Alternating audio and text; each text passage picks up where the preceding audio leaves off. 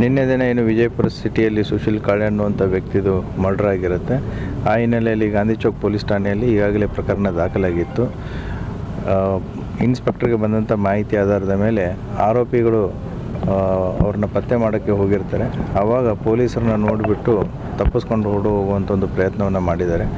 So ಇಟ್ಟಂಗಿಯಾಳ್ road ಕಡೆ ಹೋಗ್ತಿರ್ಬೇಕಾದ್ರೆ ಪೊಲೀಸರನ್ನ ತಪ್ಪಿಸ್ಕೊಂಡು ಈ ಡಿವಿಯೇಷನ್ ತೊಗೊಂಡು ಬಂದಿದ್ದಾರೆ.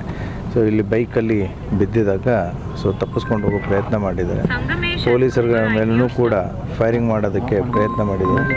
ಸೊ ಆವಾಗ ಇನ್ಸ್ಪೆಕ್ಟ್ರು ಇನ್ ರಿಟಾಲಿಯೇಷನ್ನು ಗಾಳಿಯಲ್ಲಿ 3 ಗುಂಡು ಹಾರಿಸಿದ್ದಾರೆ.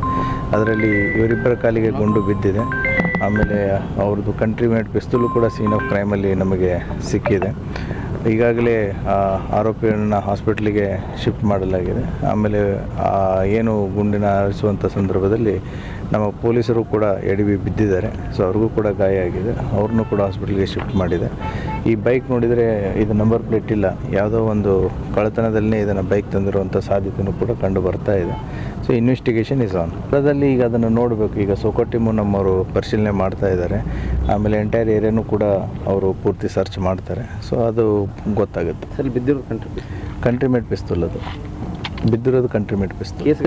ಅದನ್ನು ನೋಡ್ತೇವೆ. ಯಾಕಂತಂದ್ರೆ ಈಗ ನಮ್ಮದು ಆ್ಯಂಟಿ ಸಬೋಟೇಜ್ ಇದು ಏನು AC ಟೀಮ್ ಬರಬೇಕು, ಸೋಕೋ ಟೀಮು ಬಂದಿದೆ. ಬಂದು ಅದನ್ನು ಎಷ್ಟು ಬಿದ್ದಿದ್ದಾವೆ ಏನು ಅನ್ನೋದನ್ನು ಪರಿಶೀಲನೆ ಮಾಡ್ತಾ ಇದ್ದಾರೆ.